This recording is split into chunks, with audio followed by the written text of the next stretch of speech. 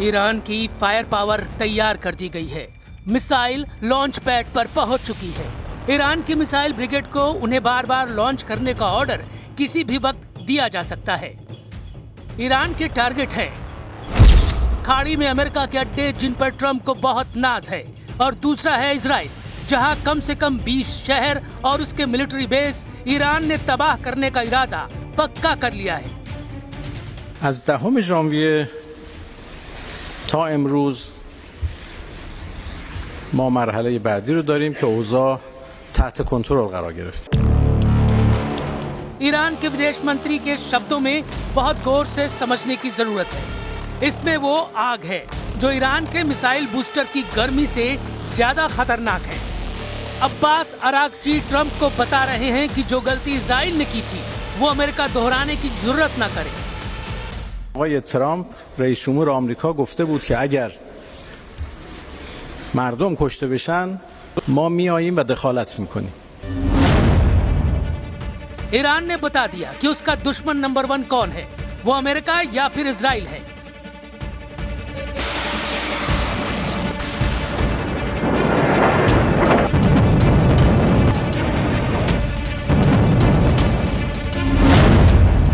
Iran ने बता दिया कि वो अपने दुश्मन नंबर 1 और दुश्मन नंबर 2 के साथ फिर से युद्ध के लिए पूरी ताकत के साथ तैयार है।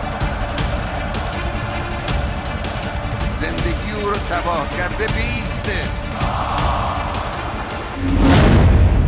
ईरान के सर्वोच्च नेता अली खमैनी ने कह दिया कि ईरान झुकेगा नहीं, ईरान डरेगा नहीं और ईरान से अब कोई टकराएगा तो बचेगा नहीं। Well, I think one thing President Trump is very good at is always keeping all of his options on the table, and airstrikes would be one of the many options that are on the table for the commander-in-chief.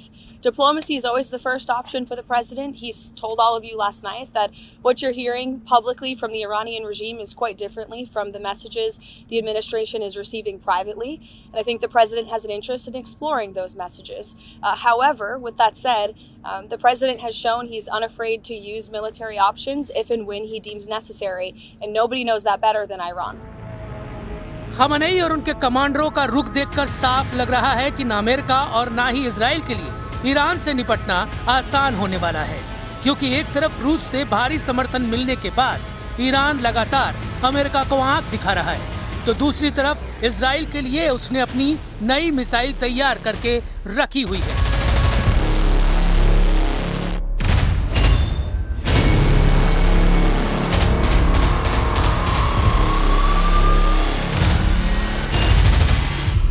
نیروهای مسلح و صنایع نظامی ما آماده داشتن، استفاده کردن، به کار بردن، بازم دارن، لازم باشه در وقت دیگر هم ازش استفاده میکنن. सवाल है कि क्या 2026 में युद्ध हुआ तो क्या Israel और अमेरिका के अड्डों पर फिर फटने जा रही है ईरान की मिसाइल? क्या ईरान और अमेरिका के बीच हालात बिगड़े तो सजा इजराइल को मिलेगी? और तेल अवीव के हाइफा में क्या इसी तरह से फिर होगा हमला? क्या ईरान के मिसाइलों के आगे फिर ढह जाएगा इजराइल और अमेरिका का डिफेंस सिस्टम?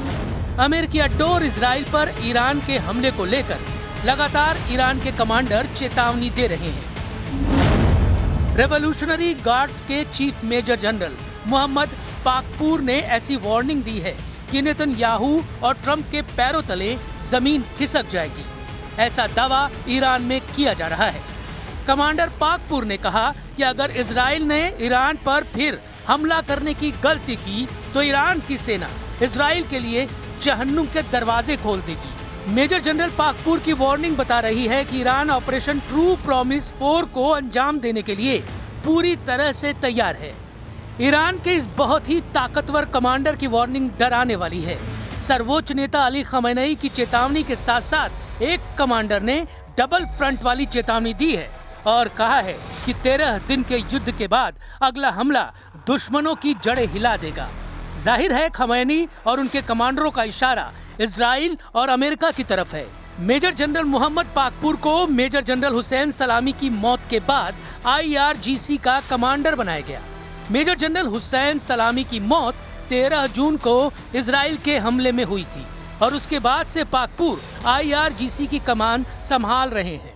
इजराइल के खिलाफ 12 दिन तक मिसाइल अटैक करने के बाद जब युद्ध विराम हुआ तो मेजर जनरल पाकपुर ने क्या कहा था, बहुत गौर से देखिए। دستشون روی ماشه است. اگر خطایی از طرف دشمن صورت بگیره حتما مثل 12 روز گذشته مقابله مثل جانانه انجام خواهیم داد. در دفاع از این کشور ما لحظه‌ای به خودمون تردید داریم. ईरान की मिसाइल लगातार लॉन्च पैड पर तैयार हैं। कमांडर पाकपुर ने बहुत ही साफ साफ कहा कि हमारी उंगली मिसाइलों के ट्रिगर पर है और खमनेई से भी उन्हें सिग्नल मिल चुका है कि इस बार इजराइल ने हमला किया तो कोई रहम न दिखाया जाए। इजराइल की नई टेंशन ये है कि ईरान का दावा है कि उसने अभी तक अपनी सबसे खतरनाक मिसाइलों को इस्तेमाल नहीं किया है, लेकिन ईरान से युद्ध को लेकर अमेरिका और इजराइल से लगातार नए नए सिग्नल मिलने लगे हैं। इजराइल पर हुए हमलों में जिन मिसाइलों ने तबाही मचाई है उनकी लिस्ट देख लीजिए, क्योंकि यही अब तक नेतन्याहू के लिए सबसे बड़ी परेशानी बनी है। इनमें सबसे खतरनाक फत्ताह-1 और खैबर शिकर मिसाइल शामिल हैं। इनमें कद्र और इमाद मिसाइल भी शामिल हैं। फत्ताह हाइपरसोनिक मिसाइल की रेंज 1400 किलोमीटर है। खैबर शिकर मिसाइल की रेंज 1450 किलोमीटर है। कद्र मिसाइल की रेंज 2000 किलोमीटर तक है और इमाद मिसाइल की रेंज 1700 किलोमीटर है। मिसाइलों को लेकर ईरान की तरफ से ऐसी वार्निंग इसलिए आ रही है क्योंकि नेतन्याहू और ट्रंप का रुख अमेरिका को लेकर काफी सख्त देखा जा रहा है। If you look at the Middle East, I would say prior to us hitting Iran so hard, we could have never made that deal because you would have had a dark cloud over the Middle East when we took out their nuclear capability, which was one of the great military maneuvers of all time. It was flawless. You saw that.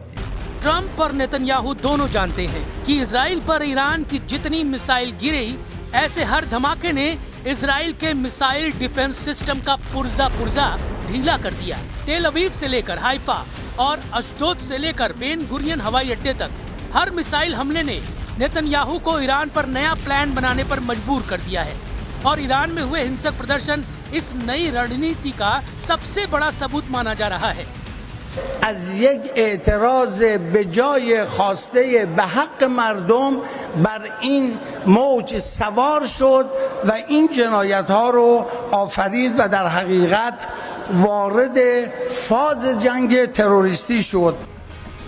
13 जून 2025 को जब Iran पर हमला हुआ, उसके बाद 12 दिन तक दोनों तरफ से एक दूसरे के खिलाफ ताबड़तोड़ युद्ध हुआ। हमले दिन रात हो रहे थे। एक तरफ से फाइटर जेट तो दूसरी तरफ से बैलिस्टिक मिसाइल दागी गई। एक तरफ नेतन्याहू ने कमान संभाली जिसमें अमेरिका से भी पूरी मदद थी, तो दूसरी तरफ ईरान के सर्वोच्च नेता अली खamenei ने मोर्चा संभाला और तमाम मिलिट्री लीडरशिप खत्म होने के बाद फौरन सेना की कमान नए कमांडरों के हाथों में दे दी और फिर 12 दिनों तक ईरान ने बता दिया कि इजराइल की शुरुआती स्ट्राइक के बाद उसकी मिसाइल पावर बरकरार है। ईरान के तेवर बता रहे हैं कि उसकी मिसाइल फिर तैयार है और ईरान पर फिर से हमला हुआ तो तेल अवीव और हाइफा बुरी तरह से दहलेगा। ये वार्निंग ईरान से लगातार आ रही है। ईरान के बड़े बड़े जनरल लगातार इजराइल को वार्निंग दे रहे हैं। ईरान बार बार ये दावा कर रहा है कि उसने 12 दिन के युद्ध के दौरान अपनी पूरी ताकत का इस्तेमाल नहीं किया और अब उस पर हमला हुआ तो इतनी मिसाइल दागी जाएगी कि अमेरिका और इजराइल सोच में पड़ जाएंगे कि वो किसे रोके और किसे नहीं। यानी ईरान बता रहा है कि अगर उस पर दोबारा युद्ध थोपा गया तो इसका नतीजा इजराइल की संपूर्ण तबाही होगा। آمریکا دارم مراقب باش مشاوره هایی که به تو برای حمله به ایران میدهند از جنس مشورت هایی نباشند که گفتی مشهد سقوط کرده است. لذا برای اینکه دوچار خطای محاسباتی نشوی بدان खamenei ईरान की पब्लिक का मूड भी देख रहे हैं। ईरान की विदेश नीति में अमेरिका और इजराइल एक ऐसा पहलू है जिसे लेकर वहां की लीडरशिप और आम लोगों के बीच पिछले 5 दशकों से बड़ा गुस्सा देखा गया है। 2025 में जून के दौरान 12 दिन का युद्ध इस गुस्से को उस बुलंदी पर ले गया और अब ईरान में तख्ता पलट की तमाम कोशिशें फेल होते देखकर डोनाल्ड ट्रंप भी भड़के हुए हैं।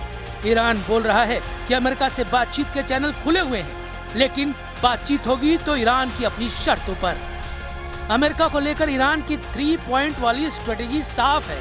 पहला, इजराइल को मदद पहुंचाना बंद करे। दूसरा, परमाणु कार्यक्रम में दखल न दे। और तीसरा, अपने सैन्य अड्डे पश्चिम एशिया से समेट ले।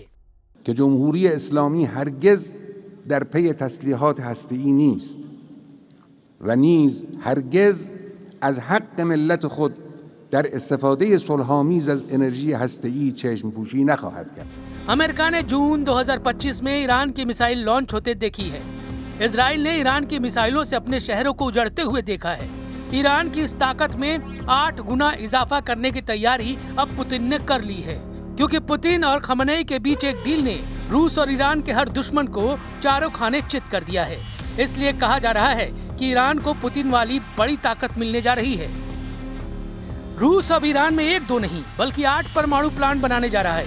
इसमें 4 प्लांट बुशहर में बनाए जाएंगे, जहां का परमाणु अड्डा पहले से अमेरिका और इजराइल के टारगेट पर है। यानी जब ईरान के परमाणु कार्यक्रम पर ट्रंप और नेतन्याहू फिर से ब्रेक लगाना चाहते हैं, उसकी ताकत पुतिन ने 8 गुना बढ़ाने का फैसला कर लिया है। कहा जा रहा है कि पुतिन और खमेनी की पार्टनरशिप ने नेतन्याहू और ट्रंप के गठजोड़ को डायरेक्ट चैलेंज दे दिया है। ये खबर इसलिए भी बहुत बड़ी है क्योंकि जिस वक्त ईरान की मिसाइलों का खौफ पूरे इजराइल में फैला हुआ है, जब ईरान के परमाणु कार्यक्रम की टेंशन में पूरा व्हाइट हाउस घिरा हुआ है, तब पुतिन और खमेनी की केमिस्ट्री ने ट्रंप और नेतन्याहू को बुरी तरह से डरा दिया है।